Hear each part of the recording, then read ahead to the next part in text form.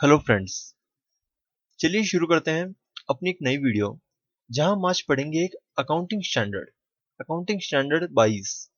मैंने अक्सर फील किया है कि स्टूडेंट्स को ये एएस इंटरप्रेट करने में दिक्कत आती है, लॉजिकली इंटरप्रेट करने में।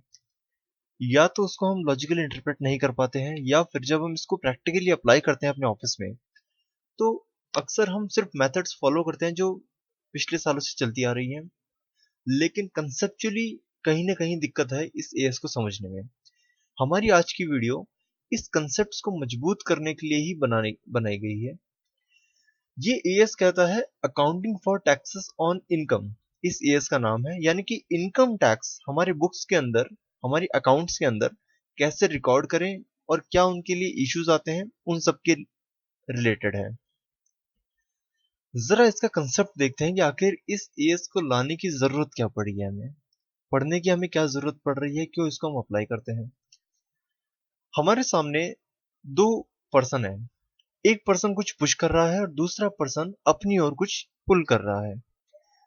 मेरे साथ जरा इमेजिन करिए कि जो लेफ्ट में पर्सन है, ये लेफ्ट में पर्सन है करंट ईयर, हमारा अभी का साल। हमारा करंट ईयर अपने यहां से कुछ पुश कर रहा है, किसी और जगह है, कहीं और कुछ पुश कर रहा है। ये क्या पुश कर रहा है? ये पुश कर रहा है, ध्यान से समझिएगा, कंसेप्ट है ये अपने यहां से इनकम टैक्स को पुश कर रहा है। कहां पर पुश कर रहा है? किसी सब्सिक्वेंट ईयर में। सब्सिक्वेंट ईयर का मतलब है या तो उससे अगला साल, फॉलोइंग ईयर, या फिर आने वाले कई सालों में, कहीं पे भी, जो भी हो, करंट ईयर अपने यहां से पुश कर रहा है भविष्य में। भविष्य में कोई भी साल हो सकता है। अब इस पूरे एएस के अंदर जो मेन चीज ध्यान में रखने वाली है, आप कंटिन्यूअसली ध्यान में रखिएगा कि इनकम टैक्स का मतलब यहां पर सिर्फ पे करने वाला इनकम टैक्स नहीं है। यहां पर इनकम टैक्स का मतलब है जो हम सेव भी करते हैं इनकम टैक्स। कैसे? दो तरह की ट्रांजेक्शन्स होती हैं। कुछ ट्रांजेक्शन्स ऐसी होती है जिनको करने से हमारा टैक्स सेव होता है, हमें टैक्स पे कम करना पड़ता है। जैसे कि एक खर्चा, अगर हम कोई खर्चा कर दें, उस खर्चे को करने की वजह से हमारा प्रॉफिट कम हो जाएगा और हमारा इनकम टैक्स कम हो जाएगा। यानी कि जो खर्चे वाली ट्रांजेक्शन है वो हुई हमारी सेविंग ऑफ इनकम टैक्स। और दूसरी ओर अगर हमारी कोई इनकम है, तो इनकम की वजह से लायबिलिटी बढ़ रही है, एक पेमेंट बढ़ रही है इनकम टैक्स की। तो इनकम टैक्स की हम दोनों चीजें यहां पर एक साथ लेके चलेंगे। हम एसेट भी लेके चल सकते हैं और लायबिलिटी का भी लेके चल सकते हैं। जितनी बार भी हम इनकम टैक्स डिस्कस करेंगे इस एएस के अंदर, उसका मतलब हो सकता है वो इनकम टैक्स की सेविंग हो, एसेट हो, या फिर कोई इनकम टैक्स की पेमेंट हो भविष्य की, यानी कि एक लायबिलिटी हो। इस पूरे कंसेप्ट को कि कब एक टैक्स करंट ईयर से सब्सिक्वेंट ईयर में ट्रांसफर करा जाता है, क्यों ट्रांसफर करा जाता है, या एसेट को हम क्यों ट्रांसफर करते हैं, या फिर लायबिलिटी को ही क्यों ट्रांसफर करते हैं, इसको समझने से पहले सीधा थ्योरी से एक प्रैक्टिकल एग्जांपल पे आते हैं। थ्योरी बाद में समझेंगे, प्रैक्टिकली इसको समझते हैं। सबसे पहले एक एग्जांपल लेते हैं प्रैक्टिकल पॉइंट ऑफ व्यू से चलेंगे हम। कंपनीज एक्ट के अंदर जो बुक्स बनाते हैं, कंपनीज एक्ट 2013 में जो शेड्यूल 3 है, या फिर कंपनीज एक्ट 1956 के अंदर शेड्यूल 6 था, उसके ही पॉइंट ऑफ व्यू से चलेंगे, क्योंकि अकाउंटिंग स्टैंडर्ड अकाउंट्स के पॉइंट ऑफ व्यू से चलता है, टैक्सेशन के लॉज के पॉइंट ऑफ व्यू से नहीं चलता है। एग्जाम्पल क्या कहता है? एग्जाम्पल है हमारे सामने, प्रॉफिट दिया हुआ है, statement of profit and loss, यानी कि जो प्रॉफिट एंड लॉस अकाउंट बनाते हैं हम, उसके हिसाब से प्रॉफिट है 1 लाख रुपए। ठीक है। इस प्रॉफिट के अंदर एक ऐसा खर्चा है जो है 10,000 रुपए का, और वो खर्चा है बोनस आउटस्टैंडिंग का, यानी कि बोनस पे नहीं किया, लेकिन वो खर्चा था, उसको लेस करने के बाद 1 लाख रुपए हमारा प्रॉफिट आया। जरा सिर्फ और सिर्फ अकाउंट्स के पॉइंट ऑफ व्यू से सोचते हैं एक बार, कि क्या जो खर्चा हम पे नहीं करते हैं लेकिन उस साल का ड्यू हो चुका था, क्या वो खर्चा हमें लेस करना पड़ता है रेवेन्यू में से प्रॉफिट पे आने के लिए? हाँ जी, बिल्कुल करना पड़ता है। हमारा एक्रूअल कंसेप्ट यही बात कहता है। अब इसी तरह का 1 लाख रुपए में 1 लाख रुपए का जो प्रॉफिट आया उसमें से हमने एक 10,000 रुपए का भी खर्चा डाला हुआ था, जो बोनस पे नहीं किया, लेकिन उसको पे कब करेंगे हम? नेक्स्ट ईयर में पे करेंगे। यहां तक बात ठीक है। अब हमसे कहा गया है डेफर्ड टैक्स एसेट या फिर डेफर्ड टैक्स लायबिलिटी बनाइए। पहले जानते हैं कि डेफर्ड टैक्स एसेट या डेफर्ड टैक्स लायबिलिटी, इन शब्दों का मतलब क्या है। इन शब्दों का मतलब अगेन जो अभी हमने पढ़ा था वही है कि टैक्स का एसेट था या फिर टैक्स की लायबिलिटी थी, यानी कि टैक्स की सेविंग या फिर टैक्स की पेमेंट जिसको हमने किसी आने वाले साल में डेफर कर दिया है, खिसका दिया है, ट्रांसफर कर दिया है, इसलिए इसका नाम पड़ा डेफर्ड टैक्स एसेट या फिर डेफर्ड टैक्स लायबिलिटी। कोई दिक्कत नहीं है, हमें इसको कंप्यूट करना है। इनकम टैक्स की रेट हमें दी हुई है 30%। चलिए सॉल्यूशन पे आते हैं इस एग्जांपल की। ये एग्जांपल अगर आपको अच्छे से समझ में आ गया तो 70 से 80% आपका डेफर्ड टैक्स एसेट और डेफर्ड टैक्स लायबिलिटी का कंसेप्ट क्लियर हो चुका है। सॉल्यूशन को जरा धीरे धीरे चलेंगे और बहुत ही ध्यान से समझेंगे। यहां पर क्या हो रहा है, profit as per statement of profit and loss account, यानी कि 1 लाख रुपए। उस 1 लाख रुपए में अभी हमने देखा कि 10,000 रुपए का एक ऐसा खर्चा है जो है बोनस आउटस्टैंडिंग, यानी कि बोनस नॉट येट पेड। अब अकाउंट्स में तो इस खर्चे को हमने अलाउ कर दिया 10,000 रुपए को, क्योंकि नॉर्मल कंसेप्ट अकाउंट्स के जो होते हैं वो कहते हैं 10,000 रुपए का एक्चुअल कंसेप्ट के हिसाब से अगर आउटस्टैंडिंग है तो आप लेस कर दीजिए और प्रॉफिट पे आ जाइए। लेकिन हिंदुस्तान में दो तरह के प्रॉफिट बनाए जाते हैं हर कंपनी द्वारा। एक प्रॉफिट तो वो जो कंपनीज एक्ट 2013 उनके ऊपर अप्लाई होता है, उसकी वजह से जो हम प्रॉफिट बनाते हैं, प्रॉफिट निकालते हैं शेड्यूल 3 के हिसाब से। और दूसरी तरफ एक ऐसा प्रॉफिट निकालते हैं जिसके बेसिस पे हम टैक्स पे करते हैं, यानी कि इनकम टैक्स के प्रोविजंस के अकॉर्डिंग। यहां पर होता क्या है, दिक्कत क्यों आती है कि अकाउंट्स के अंदर प्रॉफिट निकलता है अकाउंटिंग प्रिंसिपल्स के अकॉर्डिंग, और इनकम टैक्स में प्रॉफिट निकलता है इनकम टैक्स के प्रोविजंस के अकॉर्डिंग। दिक्कत ये आती है कि अकाउंट्स के अंदर जो प्रॉफिट निकलता है उस अकाउंट्स में हम जब टैक्स रिकॉर्ड करते हैं, इनकम टैक्स, वो उस प्रॉफिट पे नहीं करते हैं जो हमारी बुक्स ऑफ अकाउंट्स में प्रॉफिट निकला है। हम टैक्स कैलकुलेट करते हैं उस प्रॉफिट पे जो इनकम टैक्स के प्रोविजंस के अकॉर्डिंग निकला है। तो यहाँ पे आप ध्यान दीजिएगा, सिंक्रनाइजेशन नहीं हो पाती है, तालमेल नहीं बैठ पाता है profit of books of accounts और जो हम टैक्स रिकॉर्ड करते हैं उन्हीं बुक्स ऑफ अकाउंट्स में। इस वजह से इस अकाउंटिंग स्टैंडर्ड की हम मदद लेते हैं। यहां पर हमारे सामने जो केस था कि 1 लाख रुपए के अंदर जो प्रॉफिट है, 1 लाख रुपए का जो प्रॉफिट है उसमें 10,000 रुपए का खर्चा इन कंपनीज एक्ट ने तो अलाउ कर दिया, लेकिन इनकम टैक्स कहता है कि मैं 1 लाख रुपए का प्रॉफिट नहीं मानता। इनकम टैक्स के प्रोविजन चिल्ला चिल्ला कर कह रहे हैं कि प्रॉफिट हमारे हिसाब से 1,10,000 रुपए है, अगर आपने बोनस पे नहीं किया तो हमारी तरफ से वो कोई खर्चा नहीं है, हम उसको प्रॉफिट का पार्ट प्रॉफिट में से लेस नहीं कर सकते उस खर्चे को। तो इनकम टैक्स टैक्स कितने अमाउंट पे मांगेगा? 1,10,000 रुपए पे। अब यहां पर लिखा है as per income tax law bonus shall be allowed in the year in which the same shall be paid. अब फिगर्स को समझते हैं और देखते हैं कि क्या हमने कौन सा टैक्स एसेट को डेफर कर दिया या फिर टैक्स लायबिलिटी को भविष्य में डेफर किया, कैसे किया, कैसे कैलकुलेट किया, उसको देखते हैं जरा। इस टेबल को जरा ध्यान से देखिएगा।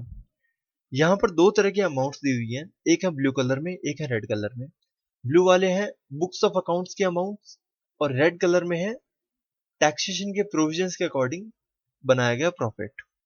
कोई दिक्कत नहीं है। सबसे पहला अमाउंट क्या कहता है?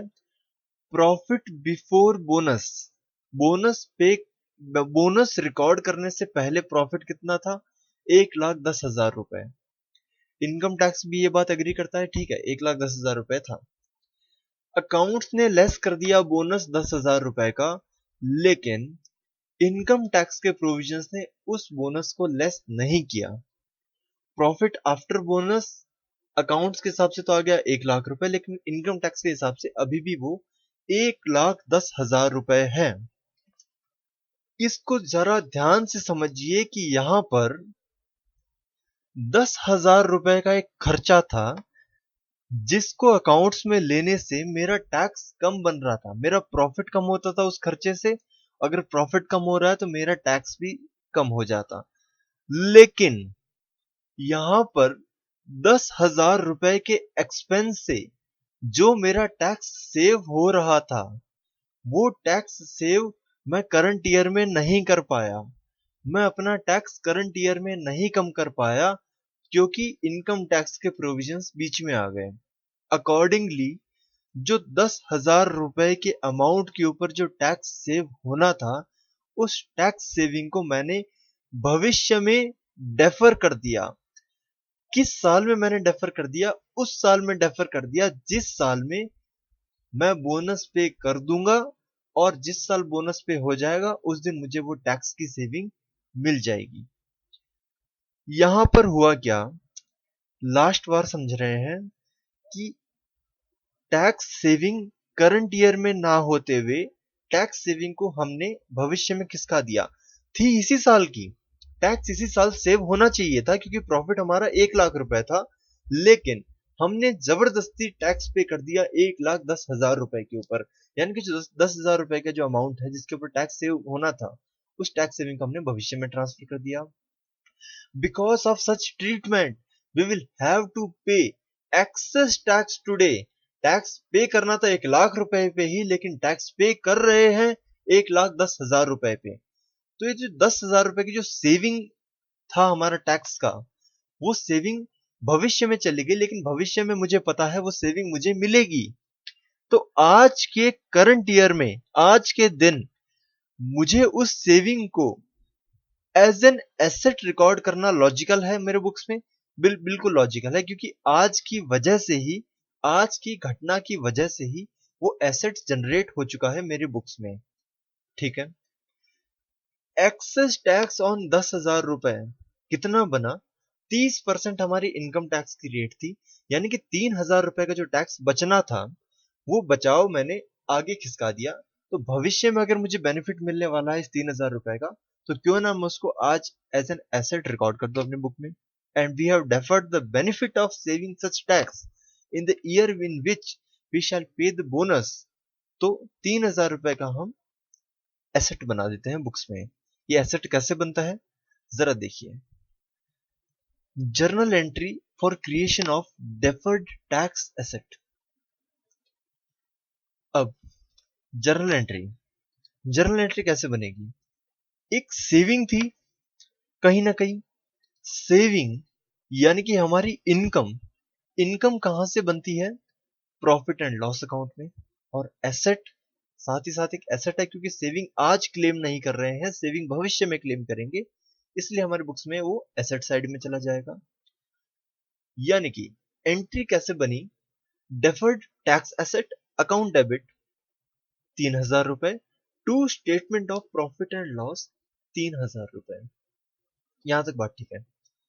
अब जरा देखते हैं कि कंपनीज एक्ट 2013 के अकॉर्डिंग जो शेड्यूल 3 है, जिसके अंदर statement of profit and loss और बैलेंस शीट बनती है, उसके अंदर इसकी प्रेजेंटेशन कैसे होती है।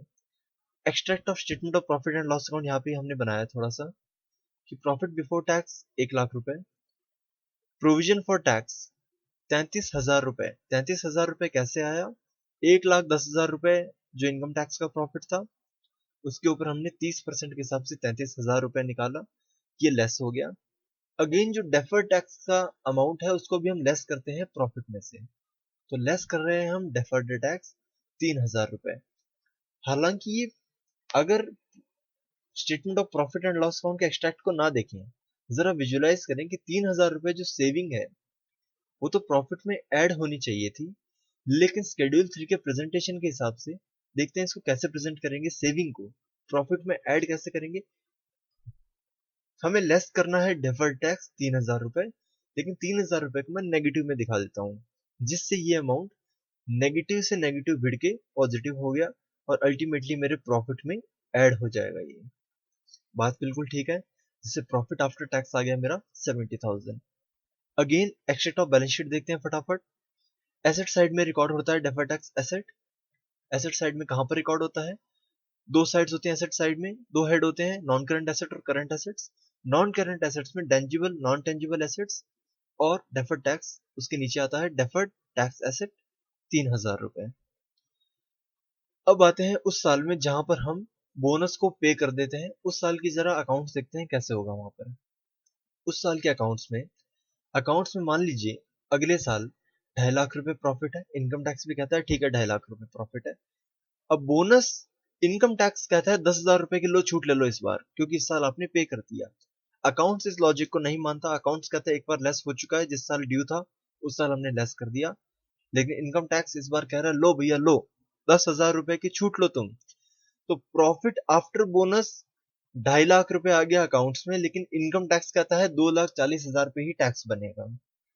यहाँ पर 10,000 रुपए की जो सेविंग चलती आ रही थी हमारे बुक्स में, वो इस साल खत्म हो जाएगी। बात बिल्कुल ठीक है। Since we paid the bonus amount this year, our deferred tax asset created last year shall be written off this year। कोई दिक्कत नहीं है। अब जो डेफर्ड टैक्स एसेट बनाया था उसको डिलीट कैसे करेंगे? अगेन वो एंट्री को उल्टा कर देंगे, statement of profit and loss account debit deferred tax asset account.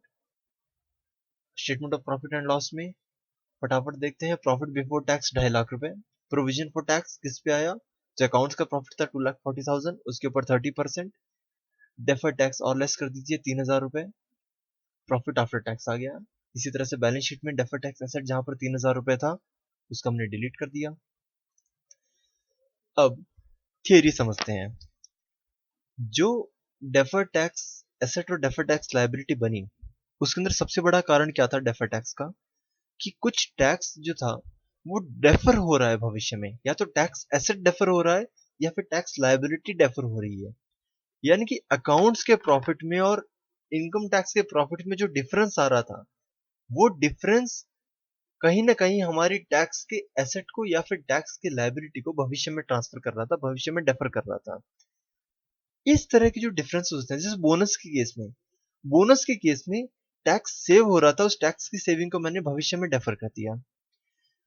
इसलिए इसको जरा अगर हम थियोरेटिकली इसको बनाने की कोशिश करें, इसको साइंटिफिकली हम लिखने की कोशिश करें अकाउंट्स की लैंग्वेज में, तो कैसे लिखेंगे?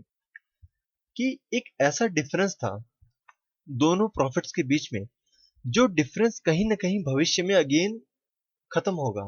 आज डिफरेंस बन रहा है, लेकिन जो डिफरेंस है वो रिवर्स हो जाएगा भविष्य में और वो खत्म हो जाएगा। इस तरह के जो डिफरेंस होते हैं ना, इनको कहते हैं हम timing difference. These are the differences between taxable income and accounting income for a period that originate in one period and are capable of reversal in one or more subsequent periods। Reversal in one और मोर subsequent periods का मतलब क्या हुआ? Bonus के ही example में अगर 10,000 रुपए एक साल में नहीं पे करे, लेकिन हमने कहा कि आने वाले साल में हमने उसको 10,000 रुपए पे कर दिया, तो हमारा जो डिफरेंस था वो अगले साल में रिवर्स हो गया। हो सकता है अगले साल में मैं 10,000 रुपए एक साथ पे ना करके पहले साल में 5,000 रुपए पे कर दूं, उससे अगले साल में अगेन 5,000 रुपए पे कर दूं, तो वहां पर मेरा जो डिफरेंस है वो 2 साल में रिवर्स हुआ। इस तरह के डिफरेंसेस डेफर्ड टैक्स एसेट या फिर डेफर्ड टैक्स लायबिलिटी क्रिएट कर देते हैं। इनके एग्जांपल्स देखते हैं। एक तो अभी हमने देखा था unpaid bonus, unpaid interest to nationalise bank, वो भी अलाउ नहीं करता है इनकम टैक्स के प्रोविजंस, लेकिन अगेन जिस साल पे कर देंगे उस साल अलाउ हो जाएगा। तीसरा है अनअब्जॉर्ब डेप्रिसिएशन। इसका मतलब क्या हुआ, इसको जरा हम एक स्लाइड से समझेंगे आराम से। दूसरी ओर एक और है लॉस कैरिड फॉरवर्ड, इसको भी हम समझते हैं। दूसरी ओर कुछ डिफरेंसेस ऐसे होते हैं जो डिफरेंस तो लाते हैं अकाउंट्स और इनकम टैक्स के प्रॉफिट के अंदर, लेकिन वो डिफरेंसेस कहीं भविष्य में रिवर्स नहीं होते हैं, वो उसी साल में डिफरेंस खत्म हो जाते हैं। तो चूंकि वो भविष्य में रिवर्स नहीं होंगे, इसकी वजह से हमने भविष्य में ना तो कुछ डेफर टैक्स एसेट किया, कुछ टैक्स एसेट को डेफर नहीं किया, ना ही किसी तरह की टैक्स लायबिलिटी को डेफर किया। इन डिफरेंसेस की वजह से ना तो डेफर टैक्स एसेट बनता है बुक्स में, ना ही डेफर टैक्स लायबिलिटी बनेगी। इस तरह के डिफरेंसेस को कहते हैं हम permanent difference. These are the differences between taxable income and accounting income for a period that originates in one period and do not reverse subsequently. वो वही डिफरेंस पैदा हुआ और वही खत्म हो गया, कहीं भविष्य में वो डिफरेंस रिवर्स नहीं होगा. Permanent differences do not result in deferred tax asset and deferred tax liability.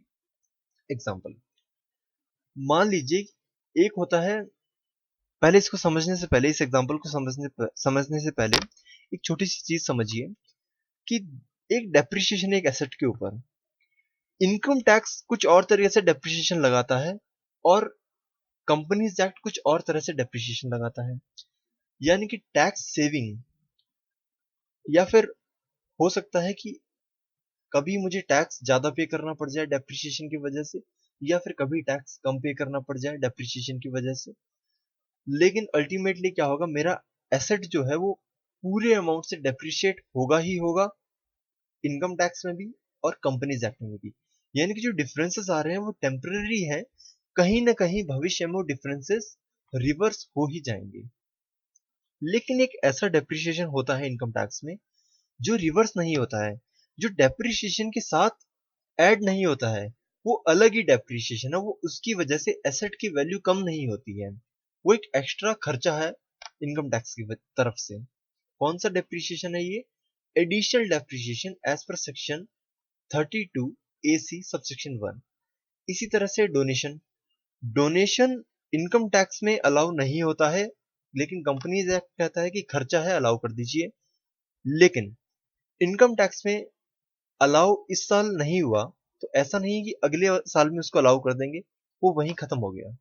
इसकी वजह से भविष्य में कुछ डेफर नहीं हुआ. तो ये डिफरेंस भी परमानेंट डिफरेंस है. हमारे इस AS22 के कंसेप्ट को अभी तक जो पढ़ा है, फटाफट एक बार समराइज करते हैं कि क्या देखा था.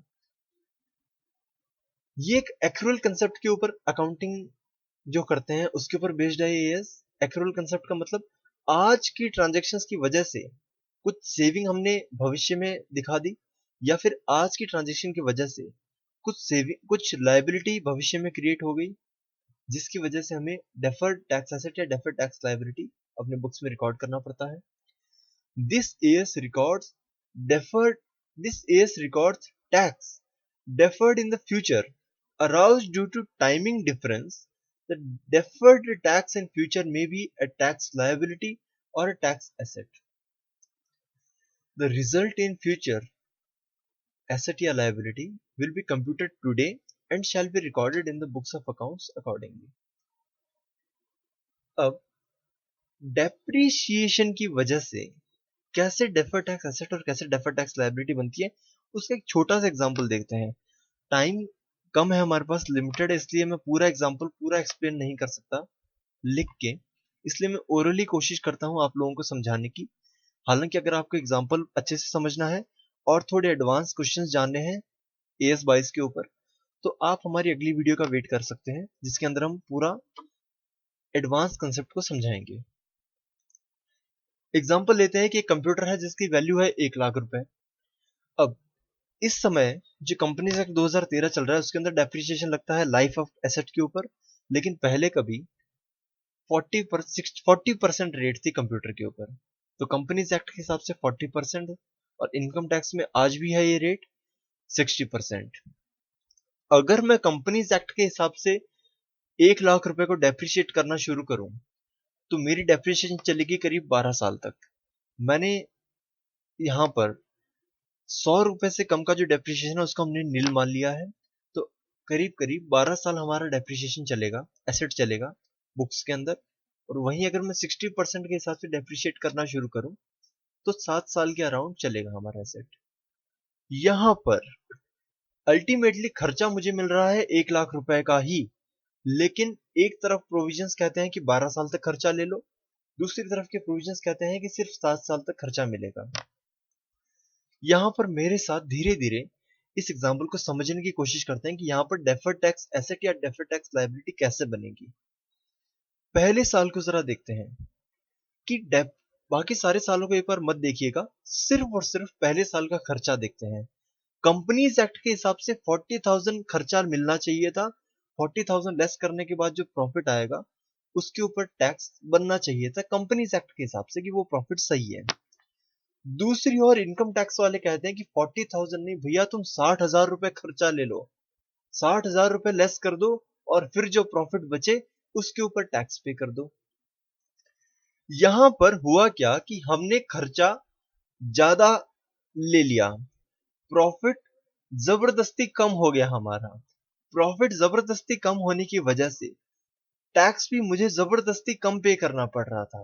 हालांकि टैक्स का अमाउंट ज्यादा बनना चाहिए था कंपनीज एक्ट के प्रॉफिट के हिसाब से, लेकिन इनकम टैक्स के प्रोविजंस के अकॉर्डिंग मेरा प्रॉफिट जबरदस्ती कम हो गया, जिसकी वजह से मेरा टैक्स भी कम हो गया। लेकिन खर्चा तो टोटल 1 लाख रुपए का ही है जो भविष्य में मिलना था। इस साल मैंने खर्चा ज्यादा क्लेम कर लिया टैक्सेशन के प्रोविजंस में, जिसकी वजह से मेरा टैक्स कम हो गया।